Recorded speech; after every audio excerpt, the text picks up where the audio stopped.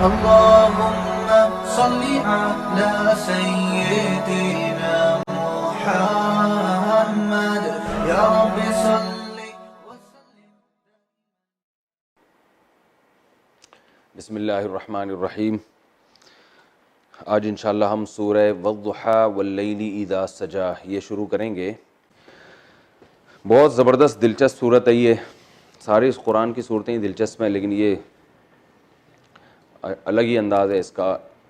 ہوا یہ تھا کہ مکہ میں یہ جو 30ویں پارے کی جو صورتیں ہیں نا تقریباً ساری ہی سوائے 2 صورتوں کے یہ سب مکہ میں نازل ہوئی ہیں ابتدائی اسلام میں. ہوا یہ تھا کہ رسول اللہ صلی اللہ علیہ وسلم پر کسی وجہ سے وحی آنا بند ہو گئی, تاخیر ہو گئی اس میں. بہت دن ہوئے وحی نہیں آئی تو غیر مسلموں نے یہ طعنہ دینا شروع کر دیا کہ ودع محمدن ربہ صلی اللہ علیہ وسلم, کہ محمد صلی اللہ علیہ وسلم کے رب نے ان کو چھوڑ دیا. پہلے تو بتاتے رہتے تھے یہ نازل ہوا, یہ نازل ہوا, یہ نازل ہوا, اب تو کچھ بھی نازل نہیں ہو رہا تو ان کے رب نے ان کو چھوڑ دیا. تو آپ صلی اللہ علیہ وسلم پر یہ بات بہت شاق گزری, غم ہوا کہ وحی کیوں نہیں آ رہی بھائی. تو پھر یہ والی صورت نازل ہوئی والضحیٰ واللیل اذا سجا.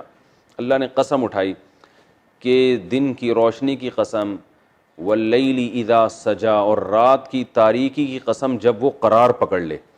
قرار پکڑنا کیوں کہا گیا ہے؟ اس لیے کہ جب رات اندھیری چھا جاتی ہے نا تو ہر چیز اس میں ٹھہر جاتی ہے. تو ہر چیز ٹھہرتی ہے گویا رات ہی ساکن ہو گئی ہے. دن میں دیکھیں نا حرکتیں ہوتی ہیں, رات کا ایک ٹائم آتا ہے جس میں سب چیزیں خاموش. تو قرار پکڑنے کا مطلب یہ ہے کہ اس میں یعنی یہ ایک تشبیہ ہے ایک طرح کی کہ چیزوں نے قرار پکڑا گویا اس رات ہی کو سکون حاصل ہو گیا. تو اللہ نے قسمیں اٹھائی 2 اور قسم اٹھا کے فرمایا ما ودعک ربک, نہیں چھوڑا تجھے تیرے رب نے, وما قلا, اور نہ تیرا رب تجھ سے ناراض ہوا. تو یہ قسموں کا کیا مناسبت ہے آپس میں؟ اللہ نے بتا دیا کہ جیسے دن بھی ہوتا ہے اور رات کی روشنی بھی ہوتی ہے. تو زمانے کے تغیرات ہیں نا, ہمیشہ ایک جیسا زمانہ نہیں رہتا. اللہ چاہتا ہے ایسی چڑھتی ہوئی دھوپ اور 12 گھنٹے میں کیا ہوتا ہے ایک دم گھپ اندھیرا. تو جس طرح روشنی کے ساتھ اندھیرے بھی ہیں تو ایسے ہی وحی کے ساتھ خاموشی بھی ہے. آپ پر وحی کبھی آئے گی اور کبھی نہیں آئے گی, یہ تغیرات ہیں. تو وحی کا نہ آنا یہ اندھیرا ہے, اس میں روشنی نہیں مل رہی نا. تو جو اللہ رات کے اندھیرے میں روشنی چھین لیتا ہے تو وہ دوبارہ صبح بھی تو لے کر آتا ہے نا, وہی پھر روشنی دے بھی دیتا ہے. تو اللہ نے آپ سے وحی کی روشنی وقتی طور پر چھینی ہے تو یہ وقتی طور پر ہے, وہ دوبارہ وحی نازل کر کے آپ کے ذریعے سارے جہاں کو ہدایت کے نور سے روشن کر دے گا. تو یہ بڑی خوبصورت مناسبت ہے اس میں. اس کو کہتے ہیں قسم اور جواب قسم. جواب قسم کہتے ہیں جس چیز پہ قسم اٹھائی جا رہی ہے اس کو جواب قسم کہتے ہیں, اور وہ جو قسم ہے اس کو قسم کہتے ہیں. تو قسم اور جواب قسم میں مناسبت ہوتی ہے, ٹھیک ہے نا, کہ کوئی یعنی گویا قسم وہ دلیل بن رہی ہوتی ہے اس جواب قسم پہ. تو اللہ نے فرمایا سورج کی روشنی کی قسم اور رات کی تاریکی کی قسم جب وہ چھا جائے, تیرے رب نے نہ تجھے چھوڑا اور نہ وہ ناراض ہوا, کچھ بھی نہیں ہوا ہے. یہ تو تغیرات ہیں جو مصلحت اور حکمت کی وجہ سے ہوتے رہتے ہیں. ما ودعک ربک وما قلا, اور باقی نبی صلی اللہ علیہ وسلم کو یہ بتایا کہ آپ جو غمزدہ ہو رہے ہیں کہ یہ طعنے دے رہے ہیں آپ کو اور پریشان کر رہے ہیں, تو غمزدہ اس لیے نہ ہوں کہ یہ دنیا کی آزمائشیں ہیں. آخرت آپ کے لیے اس دنیا سے بہتر ہے. یعنی جب دنیا سے آپ جائیں گے تو یہ ساری آزمائشیں آپ کی ختم ہو جائیں گی. تو وَلَلْآخِرَةُ خَيْرٌ لَكَ مِنَ الْأُولَىٰ, اور آخرت آپ کے لیے بہتر ہے اس دنیا سے.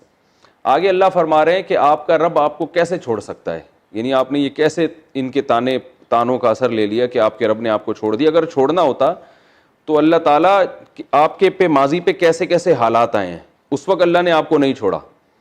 تو اس کا مطلب اللہ آپ کا ہاتھ ہمیشہ کے لیے اللہ نے ہاتھ تھام کے رکھا ہوا ہے, اللہ آپ کو کبھی بھی نہیں چھوڑے گا. تو پھر اللہ نے ماضی بیان کیا, الم یجدک یتیما فآویٰ, کیا اس نے آپ کو یتیم نہیں پایا اور پھر آپ کو ٹھکانہ دے دیا. کیسا یتیم کہ نبی صلی اللہ علیہ وسلم کی ولادت سے پہلے آپ کے والد چلے گئے دنیا سے, پھر جب آپ پیدا ہوئے تو 6 سال کی عمر میں, بعض روایتوں کے مطابق 8 سال کی عمر میں آپ کی والدہ کا انتقال ہو گیا. تو ابا سے بھی محروم, والد سے بھی محروم اور والدہ سے بھی. اب اس ایسے بچے کو کون عزت دیتا ہے؟ لیکن اللہ نے انتظام کیا آپ کے دادا کے ذریعے.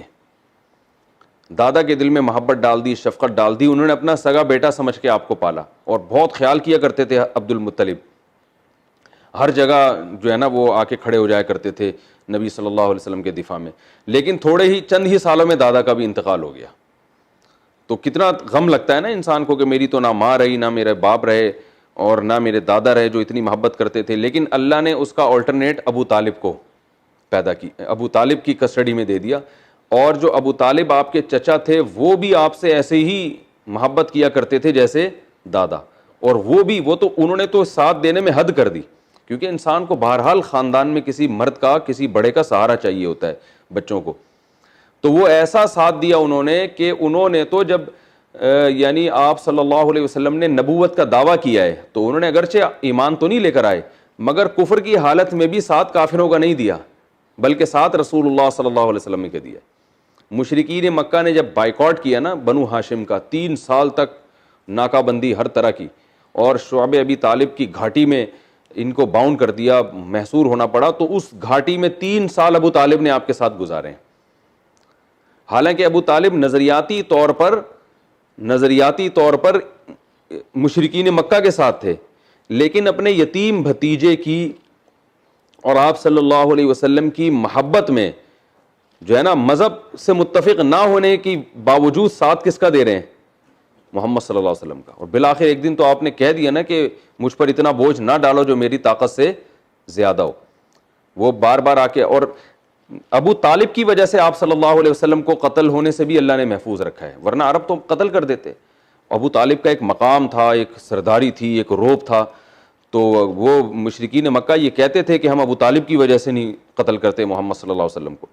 لیکن آپ صلی اللہ علیہ وسلم جب بتوں کو کی وہ بیان کرتے اور اسلام کی تبلیغ میں مسلسل لگے رہے, تو بالآخر جو ہے نا وہ پورا وفد کی شکل میں ابو طالب کے پاس گئے مشرکین کے سردار, اور کہنے لگے کہ ہم آپ کی وجہ سے رعایت کر رہے ہیں لیکن ہمارے صبر کی بھی ایک انتہا ہے.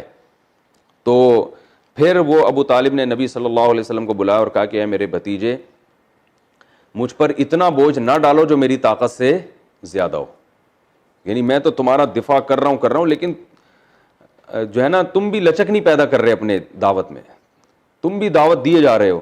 تو اس موقع پر نبی صلی اللہ علیہ وسلم نے فرمایا اگر یہ میرے ایک ہاتھ پہ چاند اور ایک ہاتھ پہ سورج بھی رکھ دیں تو میں اپنی دعوت سے باز نہیں آؤں گا.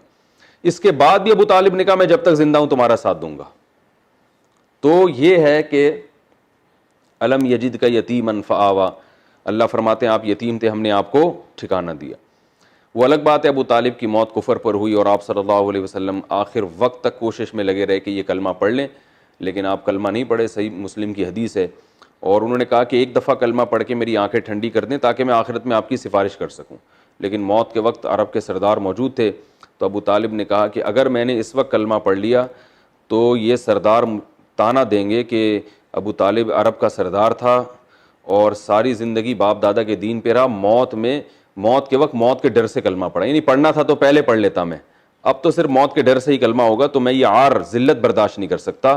اور اس کے الفاظ ہیں اخترت النار علی العار, میں جہنم کی آگ برداشت کر لوں گا لیکن آگ دنیا کی ذلت کے لوگ مجھے تانا دیں کہ ساری زندگی تو اسلام قبول نہیں کیا اور بس موت کے ڈر سے, یعنی اس کو وہ ایک طرح کی اپنے خیال میں منافقت سمجھ رہے تھے.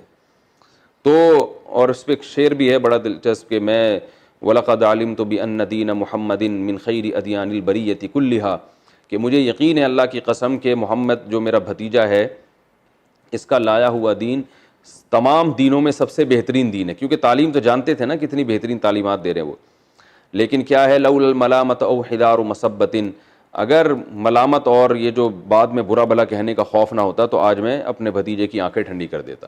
اسی پہ قرآن مجید کی آیت نازل ہوئی کہ کیونکہ نبی صلی اللہ علیہ وسلم کو غم بہت زیادہ ہوا تھا آپ کے انتقال کا, تو قرآن مجید کی آیتیں نازل ہوئیں انک لا تہدی من احببت ولکن اللہ یہدی من یشاء, کہ اے نبی صلی اللہ علیہ وسلم جس سے آپ محبت کرتے ہیں اس کو ہدایت نہیں دے سکتے, اللہ جس کو چاہتا ہے ہدایت دیتا ہے. تو آپ کو تو محبت تھی, آپ کے چچا ہیں اور ہونی چاہیے, تو لیکن یہ کہ ہدایت آپ کے قبضے میں نہیں ہے. تو یہ جو ہے نبی صلی اللہ علیہ وسلم کی کفالت کا اللہ نے انتظام کیا. اس سے بھی پتہ چلتا ہے کہ اللہ تعالیٰ بعض دفعہ کافر کے ذریعے بھی, کسی غیر مسلم کے ذریعے بھی دین کا کام لے لیتے ہیں. اور اور یہ بھی پتہ چلتا ہے کہ جتنے بھی غیر مسلم ہیں سارے اسلام دشمن نہیں ہوتے، ان میں بہت سے سپورٹر بھی ہوتے ہیں، تو ان کو آخرت میں سزا کم ملے گی۔ حضرت عائشہ رضی اللہ تعالی عنہ سے ایک روایت ہے، صحیح مسلم کی حدیث ہے، حضرت عائشہ فرماتی ہیں یا رسول اللہ کہ یہ جو تھے انہوں نے آپ کا ابو طالب نے اتنا ساتھ دیا اور اتنی آپ کی جو ہے وہ خدمت کی، تو کیا ان نیکیوں کا ان کو قیامت کے دن اجر ملے گا؟ آپ نے فرمایا ہاں، اتنا اجر ملے گا کہ یہ قیامت کے دن جہنم کے سب سے نچلے طبقے میں ہوں گے، لیکن اللہ ان کو سب سے اوپر والے طبقے میں لے آئے گا، پاؤں میں صرف آگ کی جوتیاں ہوں گی۔ تو یہ بھی بہت بڑا عذاب ہے، لیکن یہ کہ یہ سب سے کم ترین عذاب حدیث میں آتا ہے قیامت کے دن، کافروں میں سب سے کم عذاب ابو طالب کو ہوگا، لیکن جہنم سے نکلنا نصیب نہیں ہوگا، اس لیے کہ موت کس پر ہوئی تھی؟ شرک پر۔ تو حضرت ابراہیم علیہ السلام کے والد کا بھی ایسا ہی ہے، تو اس لیے ہمیں اس سے یہ بھی پتہ چلتا ہے اپنے والدین جو ہمارے ایمان پر مرتے ہیں، یہ اللہ کا بہت بڑا فضل ہے کہ کم از کم دعا کا راستہ ان کے لیے اللہ نے کھول دیا ہے۔ تو اللہ نے فرمایا الم یجدک یتیمن، اے نبی کیا ہم نے آپ کو یتیم نہیں پایا، فآوا، تو ہم نے آپ کو ٹھکانہ دے دیا۔ تو یعنی اللہ نے بتا دیا کہ اس وقت آپ کے رب نے آپ کو تنہا نہیں چھوڑا، آپ کے ٹھکانے کا انتظام کیا۔ موسیٰ علیہ السلام کے ساتھ بھی ایسا ہی ہوا کہ اللہ نے فرعون میں حضرت موسیٰ علیہ السلام کو ٹھکانہ دیا، اور فرعون ہی کے محل میں آپ پل کے بڑے ہوئے، وہ جہنم میں اور موسیٰ علیہ السلام جنت میں۔ تو اللہ تعالیٰ کی یہ عادت ہے کس سے کیا کام لے لیں۔ تو الم یجدک یتیمن فآوا، کیا آپ کو یتیم نہیں پایا اور اللہ نے آپ کو ٹھکانہ دے دیا۔ اگلا انشاءاللہ پھر میں اگلے لیکچر میں اگلی آیات کا درس دوں گا۔